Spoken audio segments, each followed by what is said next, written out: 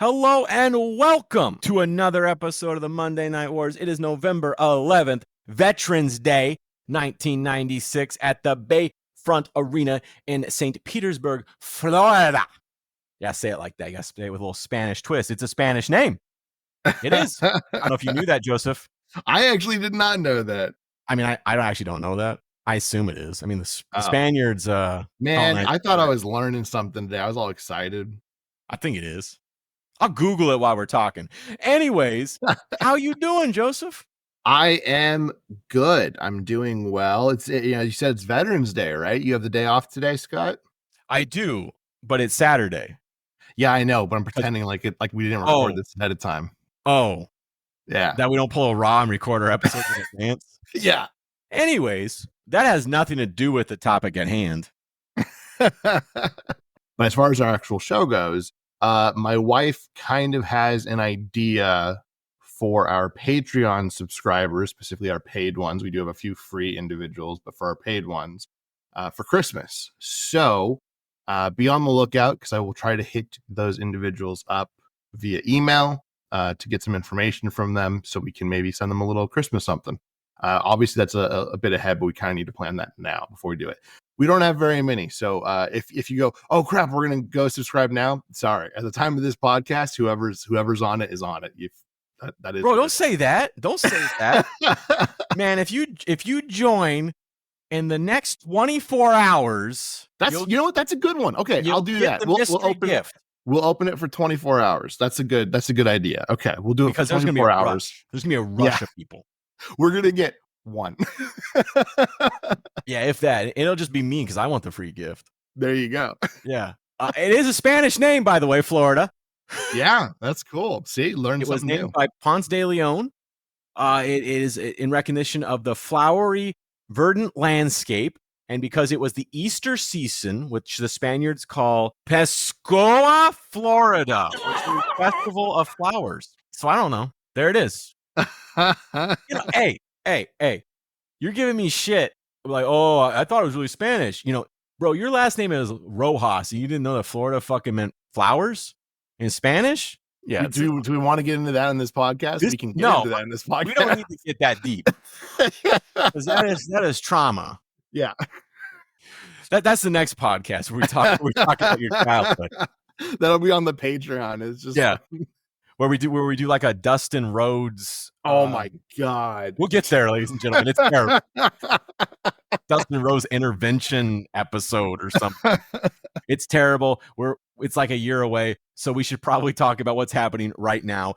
Hour number 1 of Nitro. We got Tony Schiavone and Larry Zbyszko. We go back to last week to talk about how Benoit and Mongo don't like Jeff Jarrett, and they don't like that Jeff Jarrett has assumed that he's a horseman just because he's Ric Flair's boy. Ric Flair and Jeff Jarrett got a thing going on. That's beautiful. Thank you. And Benoit and Mongo are just like, hey, just because you're Ric Flair boy, just because you like a mini Ric Flair, because I mean, he kind of is a mini Ric Flair. He kind of do all the same shit, bro, when you think about it. And that sets off our first match, which is Jeff Jarrett versus Chris Benoit. 9 minutes. Tell me about it, stud. I forgot you that the other week. So at the very beginning of this match, Taskmaster has a picture-in-picture, and he goes on a really weird rant. I'm going to condense it, everybody. He says that burning sensation that Chris has, he once had too, and that his sweet nothings will drag him around Baltimore. And you have to imagine that Benoit is thinking, the fuck did I do? I don't get it. What starts as a technical match between these two men devolves into both men swinging at each other. This makes a lot of sense, honestly, because both men are great wrestlers, but also Benoit, like you said, is threatened by Jarrett seemingly trying to take over the Four Horsemen. Jarrett is winning the match with Benoit outside the ring, when all of a sudden Sting walks into the ring very calmly while Jeff Jarrett is strutting around and has no idea he's there, and he hits the Scorpion Death Drop on Jarrett, and everyone in the crowd, on commentary, Benoit, who's coming back into the ring, woman, everybody, including the ref, is completely confused by what just happened. Obviously, it ends in a disqualification because of this. Sting just leaves, just walks right back and just leaves. As Chris Benoit is about to leave, woman pleads with him to pick up Jeff Jarrett because they don't know about Sting, but they know that Jeff Jarrett is WCW. Benoit picks up Jarrett almost as aggressively as he can, almost. I gave this an A. This is a very fun match between the two men, and honestly, I think you and I aren't really too fond of DQ endings unless they serve a purpose, and this one serves a huge purpose. So I think it really worked. It's a really fun kind of start to the show, in my opinion. And I remember watching this. I think Raw this week and next week aren't bad. Like, they're not great, but they're not bad. And I remember going, oh, I wonder if they could. And then I watched this and I was like, no, they're Nitro's going to kick the shit out of them. This is a really fun start to the show. I love what you said there. We don't know about Sting, but we know Jeff Jarrett, WCW. That's beautiful. That's storytelling. After that, Tony Schiavone gets a package. He opens it and says there's a tape inside and they need to show it on TV. Shit, they might have got a wire on the Barksdale organization or something here. I got to know what it is. But this gentleman, he gets away from WCW security. They're not very good. No, their security is trash. It's just not good. They're letting Roddy Piper come down the main stage without signing a contract and all kinds of shit. NWO just having their way. They really need to hire better people. They need Gorilla Monsoon because Gorilla Monsoon don't play. It'd be a funny gag if all of their security members all had sunglasses and you found out that they were blind the whole time. Like, they all had like the walking sticks and everything. Bro, that's big. That's big. So tell me, Joseph, tell me what's on this tape. That's for later on in the show. So you're going to have to keep listening to find out. Ooh, what a tease. You are such a tease. Speaking of teases, biggest tease in the game, Ric Flair styling, profiling. We go down to Birmingham, Alabama, because apparently that's where the best doctors in the game are. Birmingham, Alabama, because Ric Flair got to get his rotator cuff fixed. What do you think of this, Joseph? What's happening with Ric Flair? Is he gonna die? No, so I actually, my only note on this was that we get a WWF injury package on WCW for Ric Flair. Because if you remember, like, they would do this with like Shawn and Bret Hart, I think, or they haven't done the Bret Hart, one yet, but they'll do one for Bret Hart. But like, when they get injured, Ahmed Johnson, that's another one, where like they just like, we got to go interview the doctor now, and the doctor will say, what they say and everything. Although I will say in this one thing I preferred is the doctor at no point is trying to convince us that Ric Flair is going to die because of his rotator cuff. He's just like, a pretty serious injury, but here's what we did. He should have a good recovery, blah, blah, blah. And I was like, hey, that's a real doctor. This might be a real doctor. I'm not sure if the other one's real doctors, because you're right. On WWF, every time it's like, it's real touch and go. He may never wrestle again. Yeah, the surgery's just like them with a pair of tweezers pulling a splinter out. Mm-hmm. And here it's like, it's a serious injury, but they happen all the time. We fix them. It's not a big deal. Yeah. That was this one, which I kind of laughed because I was expecting like, he has moments to live. But it was fine. It was fine. And and the night keeps getting more exciting because we get another honest to God women's match. We get Zero and Malia Hosaka. It's a tournament. I don't even know how it works. I don't think they know how it works, but this is another round in the tournament. Tell me about it. Yeah, this is for the women's championship that they just introduced a few weeks back. It's a squash match. Unfortunately, I gave this a D. Zero wins very easily in this. I don't think we've seen Zero yet wrestle. We saw her obviously during Medusa's match. She was kind of like standing there watching or scouting or something like that, but we haven't seen her actually wrestle yet. Malia Hosaka, we have seen wrestle. She's quite talented. We've seen her wrestle Medusa. And so I was pretty upset to see them only get, I think I saw it was a minute 43. It's so hard for anyone to take this women's division that they don't really have even remotely seriously, because it's just like, you guys just don't give a shit. So I was a little disheartened by that. Hosaka I feel like Malia Hosaka kind of doesn't want to be there. I kind of feel like she knows it's going to be a squash match, because you're right. Let me see here. It's a minute 43.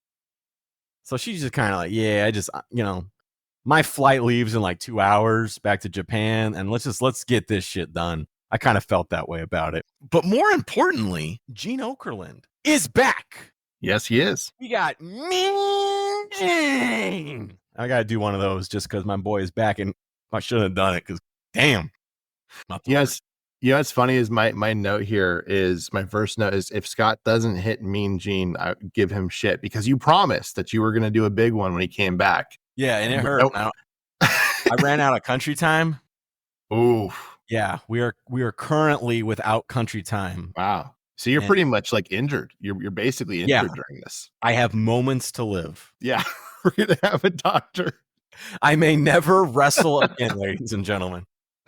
Anyways, podcast career may be over. Yeah. Anyways, but Mean Gene is back and he's with DDP. And we keep doing this shit about are you in the NW or are you not? We run through like every person in WCW we do this with, right? We're doing it with DDP now. Are you in the NW or are you not? It seems like they're courting you. They helped you beat Ice Train last week. They did our boy Ice Train dirt, much to our displeasure. We like DDP, so it's okay. I'll let it slide. But then Hall and Nash come out, and they gave him a pitch. They say, hey, man, we do like you. We do want you to join. What do you say? And DDP, he say, I ain't nobody's 8th pick, bro. And I was like, I like that. I like that. Yeah. He's number 1. He ain't number 8. And they're just like, they're kind of hemming and hawing. They're like, oh, well, it's just the way things work. And you live close to Eric Bischoff and all of that. And DDP just said, nah, I ain't about that. And I thought this was hot. I liked this. And this leads to the turn. This leads to DDP's turn where DDP becomes who we know and love. And I'm all about it. What'd you think? Yeah, no, I loved it. First off, let's just start at the very, very beginning. DDP is wearing a classic 90s Bad Dog shirt. I don't know if you remember this, but Bad Dog and Big Dog shirts were huge in the 90s. Do you remember these? With uncles. Yes. They were huge with everybody's uncle.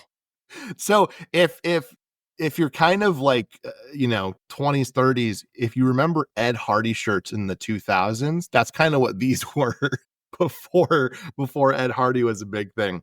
He also proves a very important point immediately, which is that late 90s and early 2000s sunglasses are the best sunglasses ever. I thoroughly enjoyed Gene's question here. I think it made a lot of sense. I think DDP basically, so you kind of mentioned that they're doing this with everybody, right?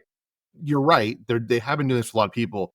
The ones I like it with are kind of the ones where there's like an actual tie, right? With the Nasty Boys, there's a legitimate tie. The problem is Nasty Boys said the same fucking thing over and over. We liked the Nasty Boys thing at first, and then it overstayed its welcome.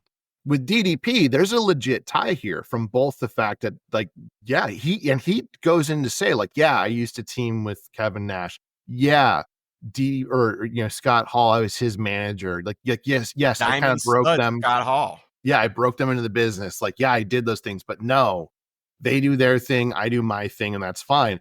I really enjoyed DDP in here because it wasn't just like the Nasty Boys. We're just about being nasty. And DDP was like, no, I just want to win on my merit, which is like, but you're a heel. But my point is like that's a really clever and subtle face turn is I just want to win off of what I do. I'm solo. I do my thing. Right. Mm-hmm. And I thought that was great. Nash bringing up the political game I thought was actually pretty clever, especially because yes, wrestling is a very political based industry, or at least was. Now I think it seems to be a little bit better now. Who knows? We'll find out in 20 years how horrible it was today. And we're still doing this podcast 20 years from now when we're talking about what's happening today in professional wrestling. Because, I mean, there is kind of a Monday Night Wars going now, although it isn't much of a competition. I mean, it's not really a Monday Wars. One's on Monday. Anyways, we're not going to get into that. I don't want to do all that shit. I don't want to talk about it. Yeah, I don't want to do that right now. Well, again, 20 years from now, we'll do that.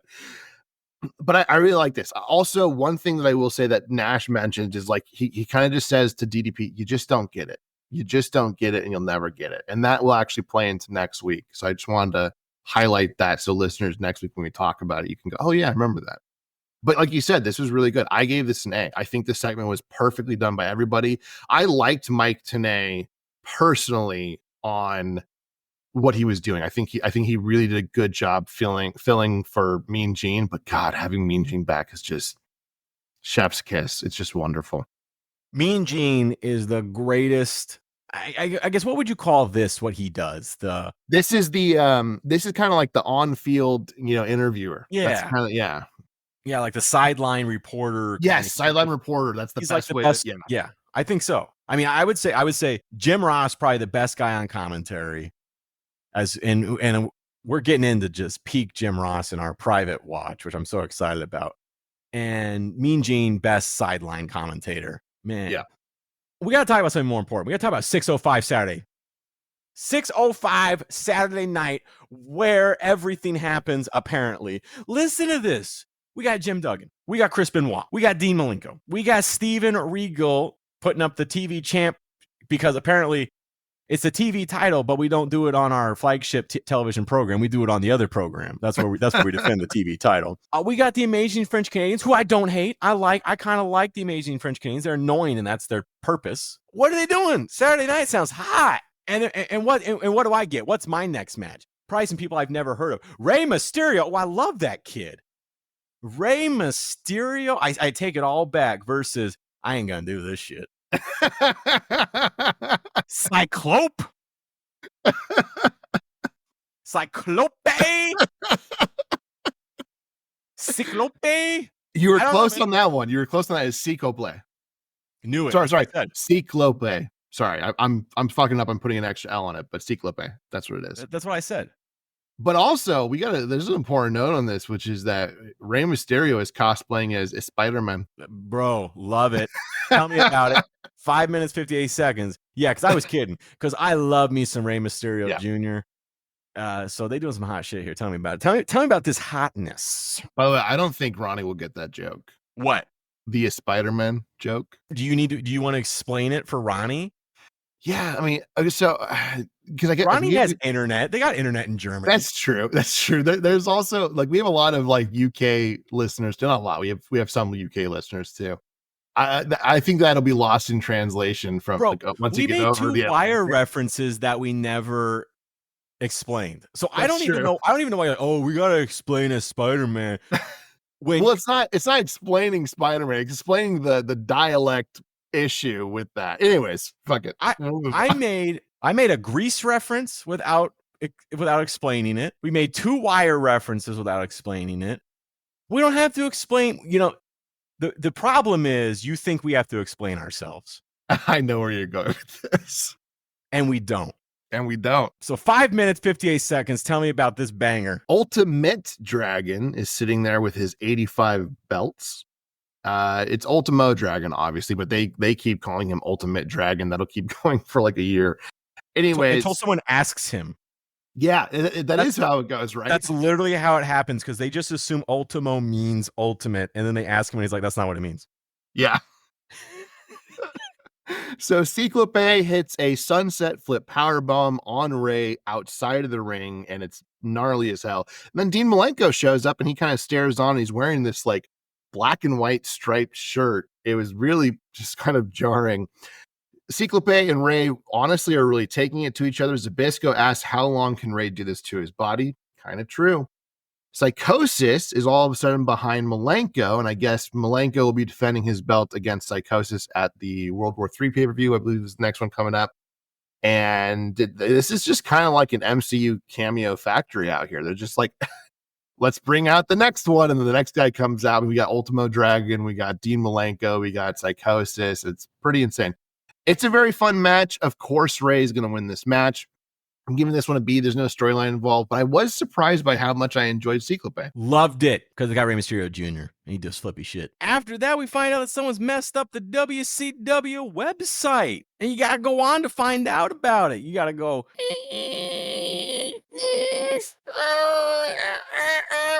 Scott, go off the phone. You call your grandma. Go off the internet. Because that could happen. Did you have the internet, the AOL internet? Yeah. We had dial up.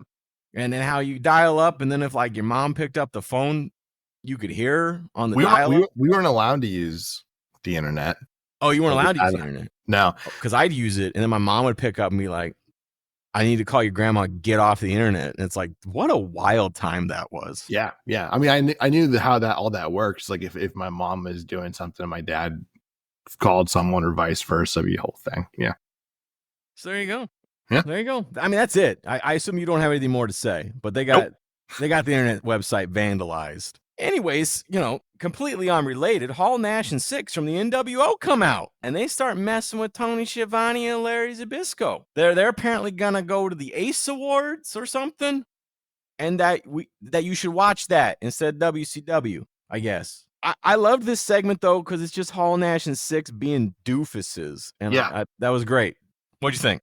No, I gave this an A as well. I I love that. So I guess they have like somebody else's Cable Ace Award and they're walking around with it, and it's like super shiny.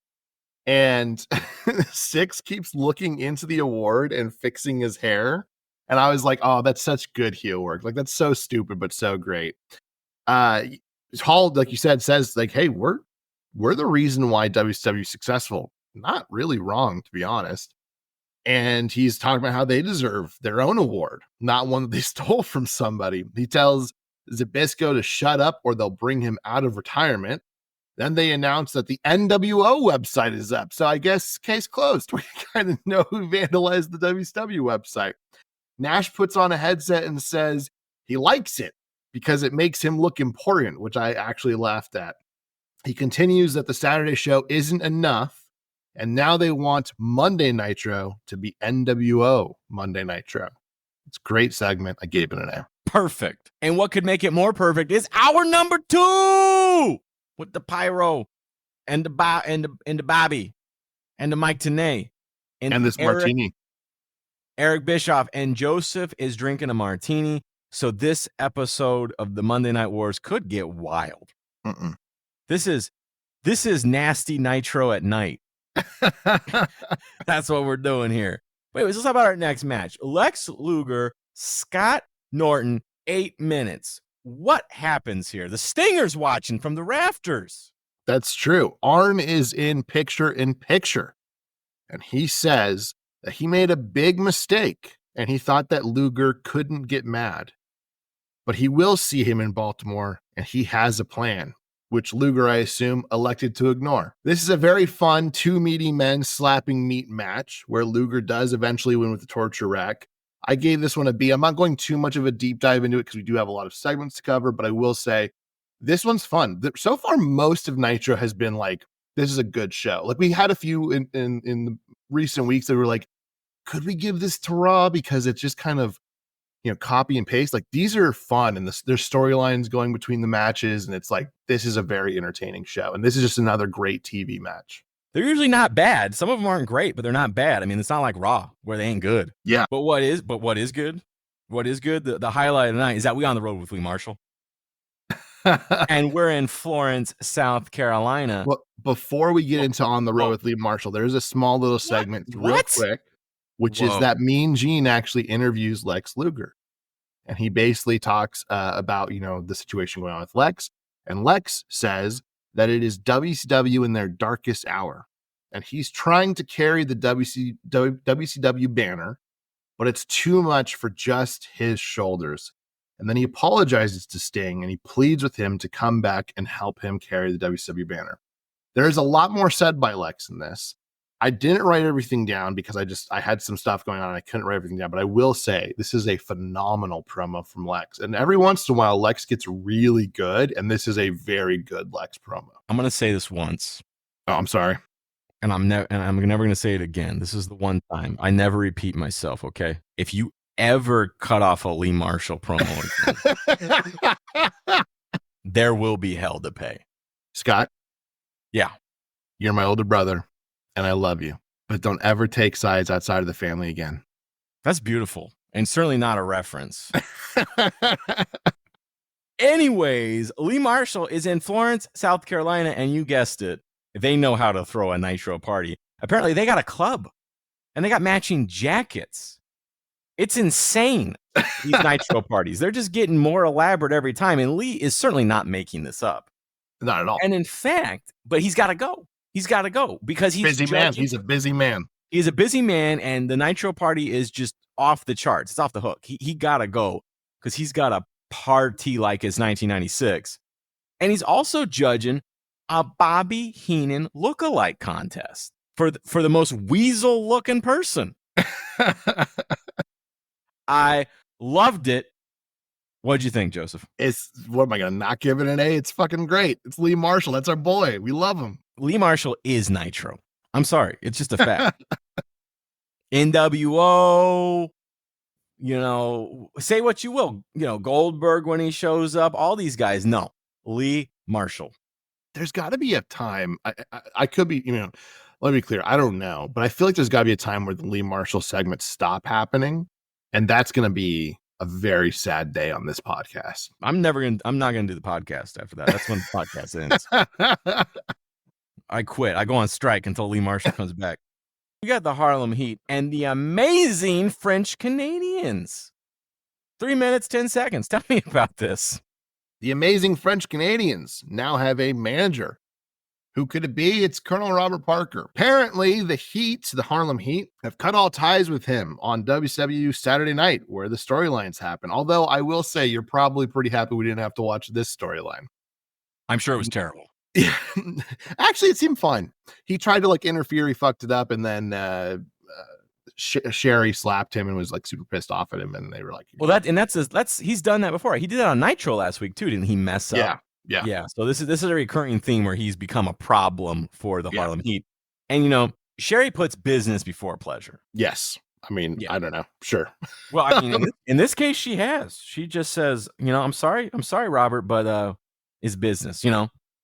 Tell Michael it was only business, Anyways, go on. During this match. Do you renounce Satan? The Nasty Boys are trying to get into the arena. Apparently, they're not allowed in, and security won't let them. At some point, Doug Dillinger comes over. Yeah, best security. Apparently good enough to keep the Nasty Boys out. Doug Dillinger comes over and says, no, you guys can't join. Sorry, you guys aren't allowed in. And then they start talking to somebody. I could not see who it was. They said something, but my dog barked at the time, so I have no idea what was said. And I don't really care. While these shenanigans are going on. Take the best notes, bro. I take copious notes, and I was like, I don't care nearly enough about the storyline to find out. While these shenanigans are going on, Harlem Heat get DQ'd or something. And the reason I say or something is because they spend so much time on this that we don't really get to see what happened, and the match just kind of ends. I gave this a D. The whole segment is just very muddied and thrown together, and I didn't like a moment of it. Sister Sherry's upset that Colonel Robert Parker has left them for this other team, and it's like, but it whatever. I don't care. Is this the one where she's screaming, I'm going to kill you. I'm going to kill you. Okay. Yeah, she's mad. She's mad that he has done this. He's betrayed her like that. But it's also like you guys kind of kicked him out. So, man's got to work. Yeah. He got to eat. And I assume dressed the way he is, he eats exclusively Kentucky Fried Chicken. And that shit kind of expensive nowadays, It's expensive bucket of chicken. Anyways, let's move on because we got Conan and Chris Jericho. And we like both these homeboys. So tell me about the Bowdy and the Lion Tamer, Chris Jericho, Lionheart, whatever the hell they're calling it. 5 minutes, 18 seconds. Nick Patrick is not the ref in this one, but he is looking on during this match. And this will undoubtedly, oh, I'm sorry, no, he is the ref in this one. I'm crossing timelines right now. He's the ref in this one. And this will obviously undoubtedly lead to shenanigans. We know what's been going on between him and Chris Jericho. And sure enough, it does. Conan drop kicks Jericho into Nick Patrick, and he barely touches Nick Patrick's arm. And Patrick calls the disqualification on Jericho. During the commercial break, apparently Chris Jericho is all over Nick Patrick. And we'll kind of pick this storyline up next week. We'll get a substantial amount of it on WCW Saturday Night, and we'll pick it up on next Monday. Stories happen.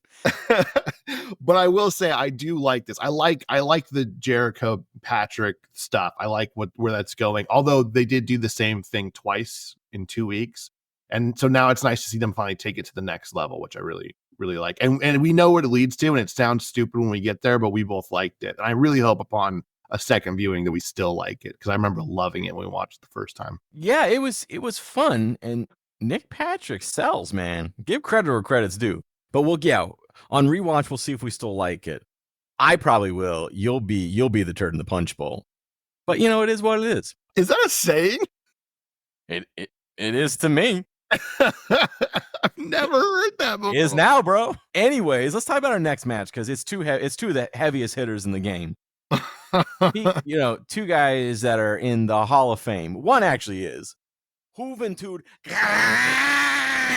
Guerrera, our boy, who we know and love, and Harry Miguel Perez Jr., because that dude is hairy. My first note is that Miguel Perez is Robin Williams' Harry. Yeah, that's a Brillo pad. The sad thing about this match is the crowd is not into it, but it's a very good match. Like, technically wrestled very well. They're both luchadors, so they kind of know how to bounce off each other. It's a good match, and Miguel Perez actually picks up a debut win with a very cool roll-up. They kind of pulls it out of nowhere, and I liked it. I liked the match. I gave it a B. Unfortunately, Miguel Perez, in the scheme of American wrestling, doesn't seem to be a very big player. I like to give debuts for big players an A, regardless of the match. This one wasn't a big debut, but it was a good match, so I'm still giving it a B. It was a good lucha libre match with the high flying stuff that we like. Again, and Miguel Perez did wrestle a good match. I made fun of him, but he wins. It was a good match between the two. Nothing really comes of Miguel Perez on WCW, at least, because he goes to WWF. I looked up because I was like, hey, it's a pretty good match. Let me know more about this guy. And it was like, oh, he go to WWF like next week. So don't get too attached. That's funny. Yeah, where he's in a group called is he Caracas? Is he in that whole like? Yeah, because it's during the Royal Rumble. Remember, they just have like a bunch of like random luchadors because they don't have enough people on their roster. Yeah, it's I forgot about that. Oh man. Yeah, they all kind of look like Conan. They're all kind of about that bowdy life. Nice. Like I think it's like a Puerto Rican kind of thing, or at least I did a little Rican, yeah. Yeah, they do. It's like a little Puerto Rican faction, and Savio Vega joins. Savio Vega is in it, and some other people are in it. And yeah, it's a thing. It becomes a thing. I guess that's his claim to fame. That's as far as he goes. Is some faction that you mildly remember. But that's it. And I agree too, because I also put in my notes that the crowd didn't seem to really like this match, and they're dumb. You're dumb, St. Petersburg, Florida fans. This was a hot match. This is one of the best matches of the night, frankly. Lee Marshall made me really happy to get to know these people, and I'm set. He told me they knew how to party, and I'm not seeing it. Absolutely, I'm not seeing it. After that, though, we got Ted DiBiase and Virgil, Vincent, Vernon, whatever, and they're out there, man. They're out where Sting was. They've gone up there, and they're like, "Hey, where's Sting?" They got an NWO shirt for him if he wants it. I kind of liked it. Kind of liked this. Yeah, I gave it a C. It's fine. It's not great. It's not bad even remotely. It's just it's continuing the storyline, and I'm okay with it. It was also very quick, which I did appreciate. Yeah, it's doing that thing. Is he with NWO or not? Which I don't care for, but at the same time, I do like that it's they're kind of teasing him, which I like. But at the same time, they're still WCW still, I feel like, kind of doesn't know what they want to do with Sting, and they're kind of still playing this. Is he with NWO or is not? He's clearly not. I disagree a little bit. I feel like WCW has finally figured out kind of the method to this. Instead of the is he with WCW or NWO, they've done it with Sting, and they're doing it with DDP, where it's not are you with them, it's we can see them actually actively trying to recruit you. That's the storyline. Instead of just like with the Nasty Boys, it came out of nowhere, right? It was just like, oh, well, you're friends with them, so you must be with them. And it's like, what? They at no point was there an interaction between them or anything like that, until finally there was, like, way down that storyline, road. But with this, it's like, no, we've seen NWO repeatedly try to recruit Sting. We've seen them repeatedly now try to recruit DDP. I'm okay with that. That makes sense, because now it's like a free agency thing, right? Now it's bidding companies, and I like that. That to me is pretty cool. Whatever, man.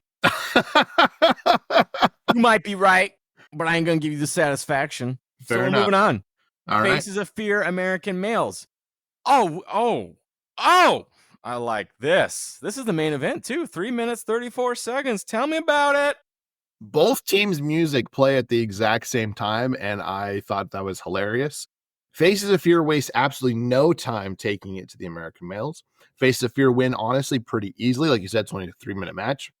And Jimmy Hart grabs a mic and he screams about why don't Faces of Fear get a title shot for the tag team titles, but the Nasty Boys, who not only have been losing lately, but also aren't even part of WCW right now. They've kind of been blacklisted by WCW.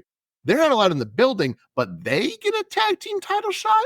And my boys and Scott's boys, who have been winning a shit ton lately, don't. And I thought, damn, Jimmy Hart making some solid fucking points. Spitting facts. And Bischoff actually points out that, hey, this guy's got a point with this. The match itself, I gave a C, but Jimmy Hart's bit, I'm gonna give that a B+. That was nice. Didn't hate it. Yeah, I mean, we like when the bad guys kind of have some truth, you know? Jim Cornette's been really good at this by saying, just kind of talking truth about stuff, and he did it here, you know? Why am I blanking on this fucker's name? Jimmy Hart. Jimmy Hart is talking some sense, because, yeah, Face of Fear beating everybody, except for they lost to Benoit and McMichael at Halloween Havoc, but that's no one remembers that. Yeah, that's some bullshit. Anyways, so yeah, let's get them in the tag teams. Also, why we adding the Nasty Boys though? Those dudes ain't even allowed in the building. Like, why we just make it Face of Fear on the outside? Let's do it. Anyways, after that, we got this is the real main event. Absolutely, the next thing that happens, they finally apparently get that videotape to the back. It's been 2 hours of them walking that videotape to the back to play it. This videotape they got at the beginning of the night, we're finally going to play it. It's a music video. It's a Rowdy Piper music video. It might be the worst thing I have ever seen, and I loved every minute of it. I am actually upset with you. It's phenomenal, but terrible. You can't tell me this is good. This is not a good music. It's hilarious, but it's no. It's not good in the context of whatever the hell they're trying to make it. Because they said in the beginning, right? They go, this will explain his feelings about Hogan. He never once brings up Hogan in it. All there is, so the music video is called I'm Your Man. Roddy Piper had a very short solo musical career in the early 90s. And I think it was like a Canadian production company or somebody kind of trying to make a buck. They produced like an album for him or a single or something. And they did this music video for this song, which, by the way, I unironically love this song. I'm not even joking. I think the song's fantastic. No way. It's catchy as hell. I love it. That being said, at no point does he talk about Hogan. And then during the music video, which the music video is corny as shit, but unlike the ones they've done for like Shawn Michaels and like Bret Hart and Undertaker, like at least he's the one doing it. You know what I mean? But the only thing they have is during the music video at some point, there's a moment where like the camera like, you know, moves across and you see on a banner where it's like, you know, or on a marquee, it's like Roddy Piper versus Hulk Hogan, WrestleMania, whatever. And it's like, yeah, because the whole point of that was that it's Roddy Piper. Like, this is how you know him. That like that's all the people were trying to do when they made this music video, and they try to turn this, you know, 3 to 4 minute song into, well, because of that moment, that's how he feels about Hogan, and it's like no, there's nothing to do with this. It's so out of place for this thing, and it's like, and like they got like the date on it too, and it's like 1992 that they recorded this. Yeah. And it's like, they're saying, oh man, Roddy Piper sent a message in his music video 4 years ago that he wanted this match with Hulk Hogan. It is absurd. I'm kind of shocked you liked the music. I liked it from a, oh my God, what is happening? I don't like the music video. The music video is hilarious. It's not good. Yeah. I like the song. I think the song's fine. Okay, it's fine. It's fine. Yeah. But yeah, I just thought the whole thing was just one of the stupidest things I've ever seen. And I loved it. Yeah. But for that reason. Yeah, stupidest thing I've ever seen. Yes. You heard? No, it's not the stupidest thing I've ever heard. It took you to a whole nother level. It elevated. I became a different person. There was a me prior to I'm Your Man and a me after I'm Your Man. That's beautiful. Changed your life. Changed your life. But then again, I love Mach's rap album. Unironically love Mach's rap I album. do. I think it's great. It's not good. It's very entertaining. Yeah, well, I mean, that's kind of what I'm saying. Like, these are just, it's terrible, but I think, but in that context, it's fantastic. I love it. It's absurd. But after that, this cannot go unanswered. This music video that had almost nothing to do with the topic at hand, because Hollywood Hulk Hogan has to get the last word in all Absolutely things. And he comes down with the gang. Liz is there. She's wearing a Santa outfit. You know, Santa with muscles coming out. Gotta go see it. It's gonna top the box office, I'm sure. It's not gonna. It's one of the worst movies ever made. And you know, Hogan just says, you know, where is Roddy? You know, we get this video, but where is he? He's too scared to face me. He won't even come on the show. This has been what, 4 nitros since the pay-per-view? Where is he?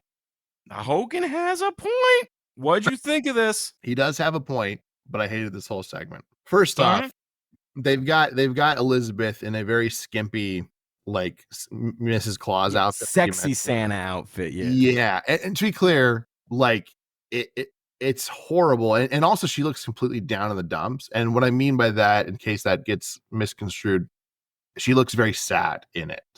She's a very pretty woman. I'm not saying anything about her. Yeah.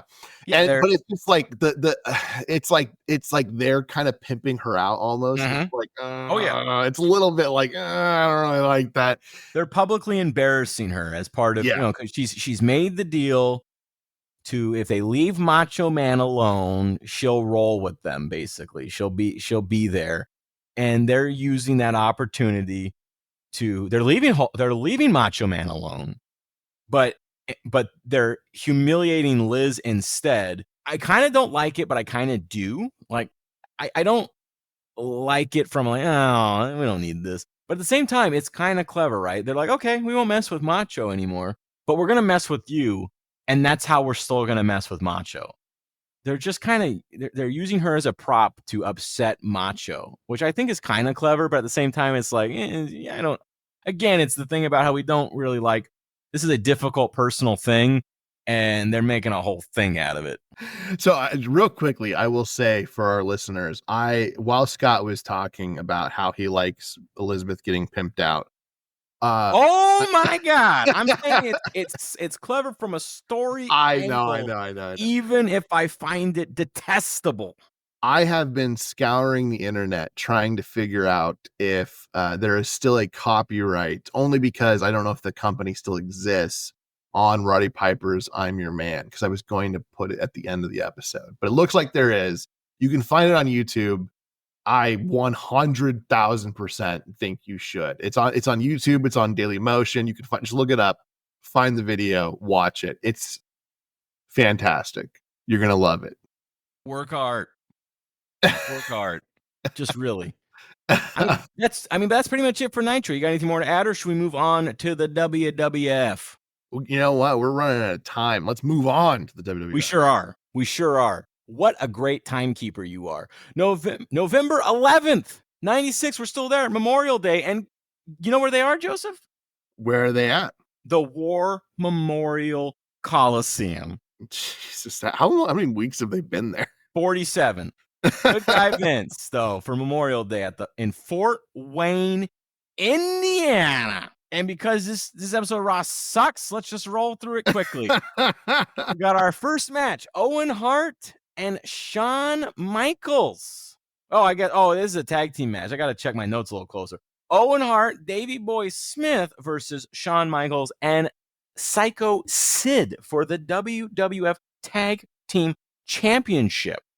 Tell me about this banger. First of all, we spent 5 minutes and 47 seconds of the 47-minute runtime on just entrances and recap of this very boring feud between Psycho Sid and Shawn Michaels. Austin gets a picture-in-picture. He says, that's all you ever seem to do, McMahon, is apologize. And personally, I think it's pathetic. Stone Cold ain't going to apologize for nothing, because I'm going to keep turning the heat on higher and higher. As far as Bret the Hitman Hart goes, I know you're here, son, right?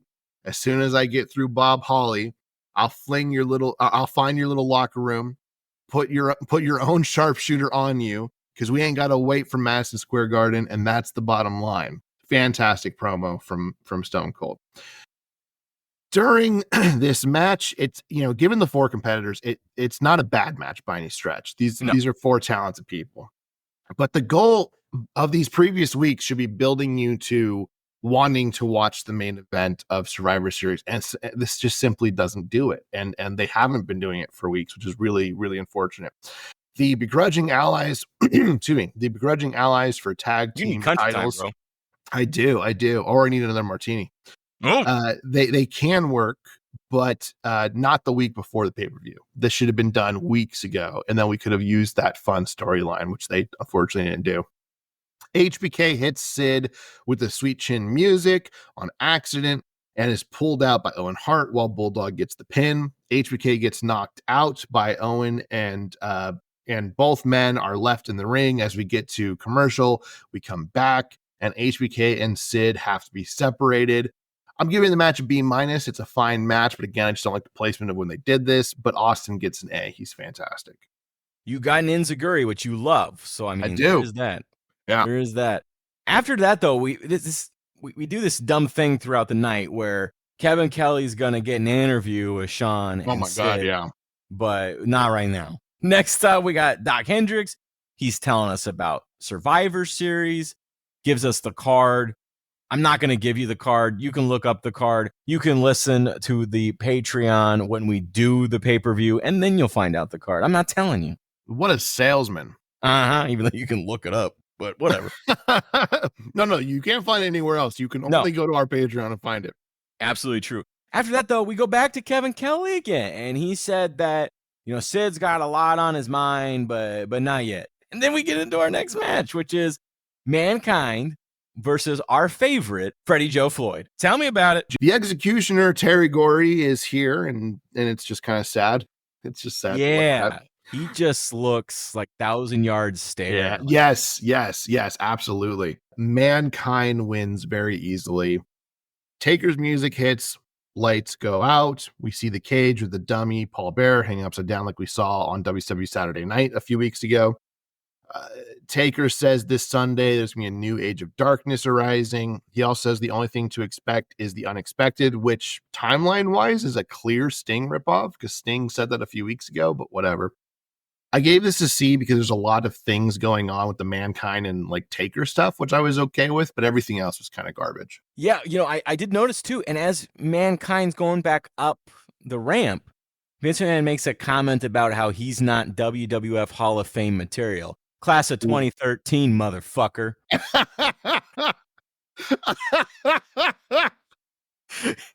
Which was, my God, that was so aggressive.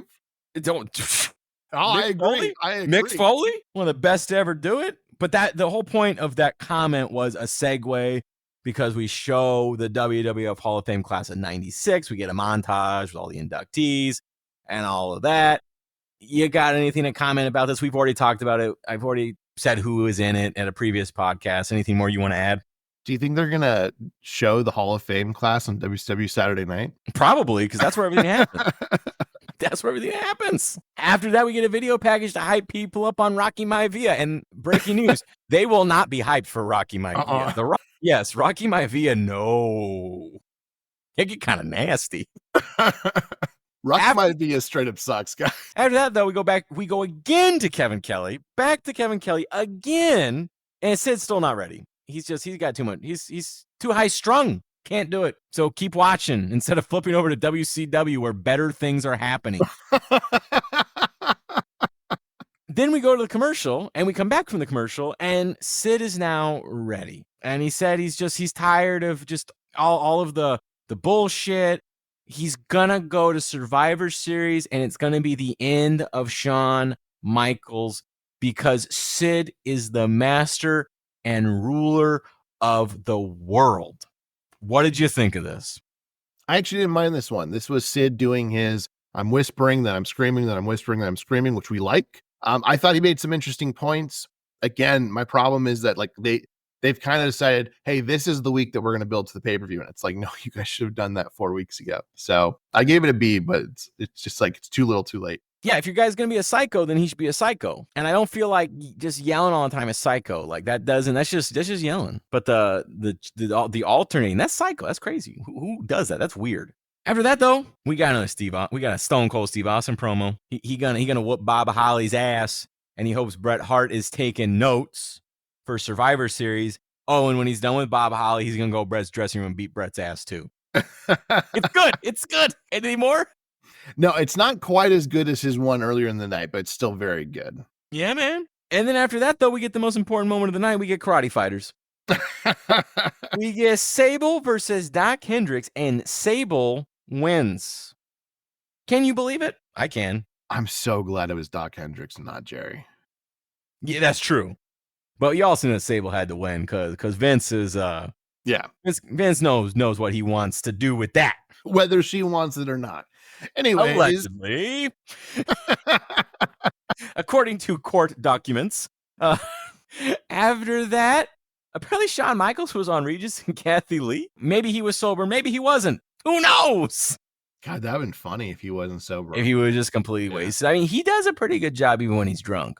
Yeah. Like, he's drunk, but he's still at least, like, intelligible. He's still better than Bret. Which is unfortunate. True. That's so true.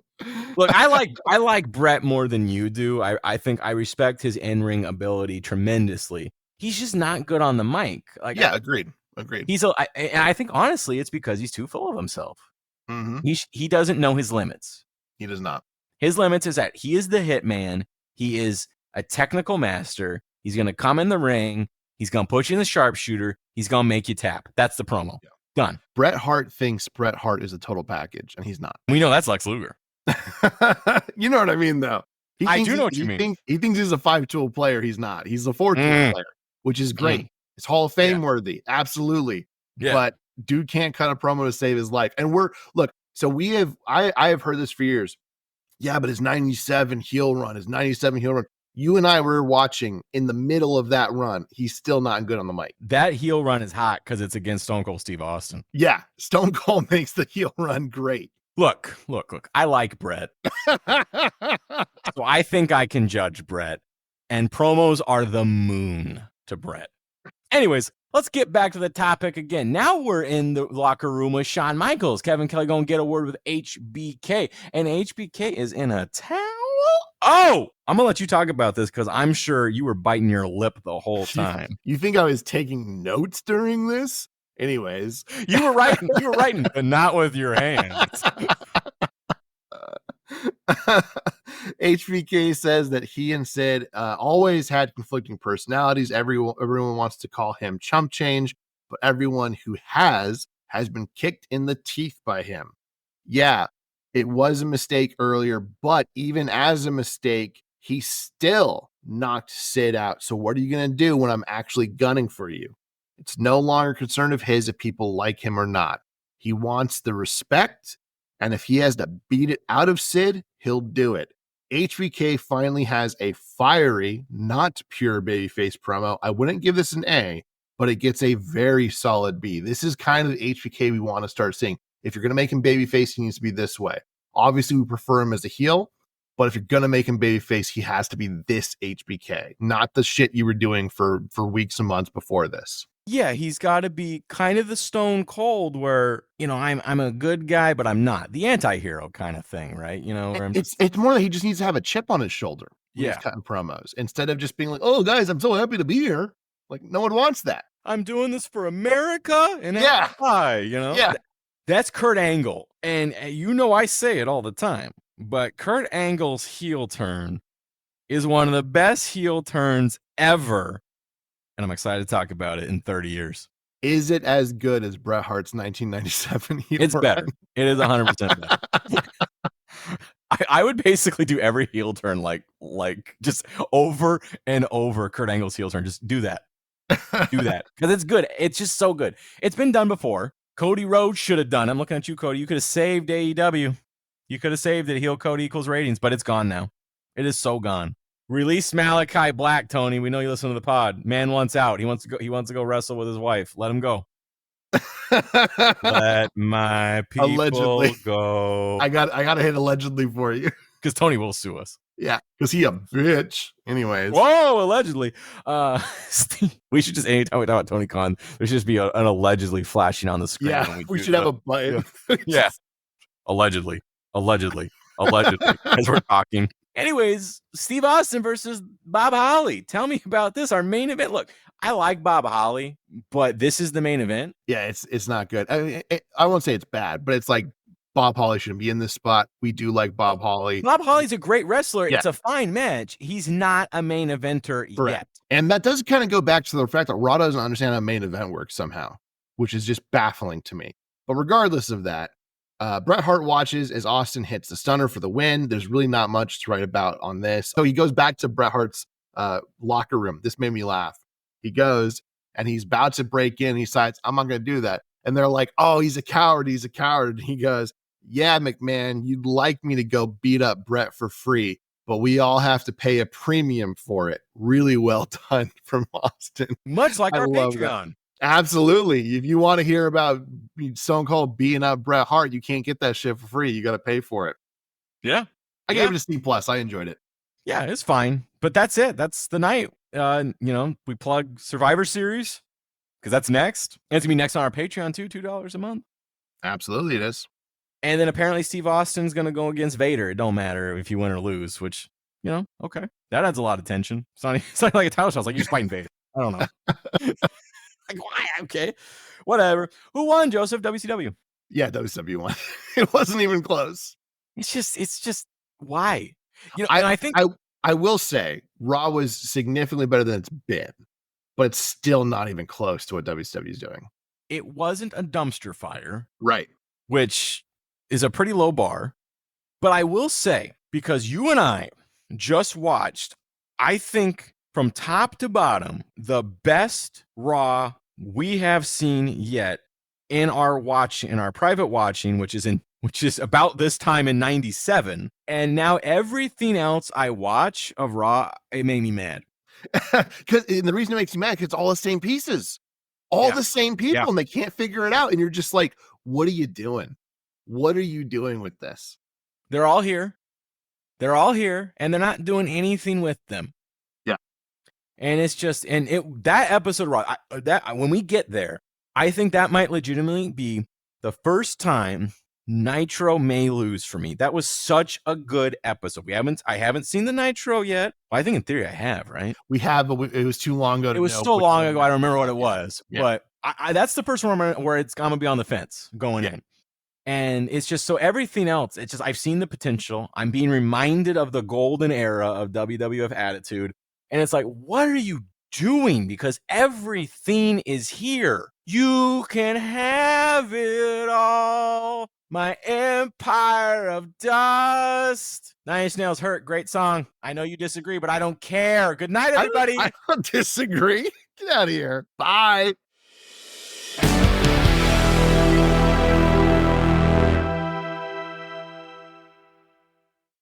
Hey, everybody, it's Joseph. And guess what? Not only can you listen to us every Monday on Spotify, but you can find us on Apple Podcasts, iHeartRadio, Amazon Music, and YouTube Podcasts as well. Just search for Monday Night Wars Podcasts. If you want to reach out to us, you can find us on Twitter at MON Night Wars Pod, on Instagram at Monday Night Wars Podcast, or just email us at mnwpodcast@gmail.com. And finally, subscribe to our Patreon at Monday Night Wars Podcast. For $2 a month, you get every pay-per-view from WCW and WWF during this era, as well as additional content later on. Once again, thank you for listening. We'll see you here next time on the Monday Night Wars Podcast.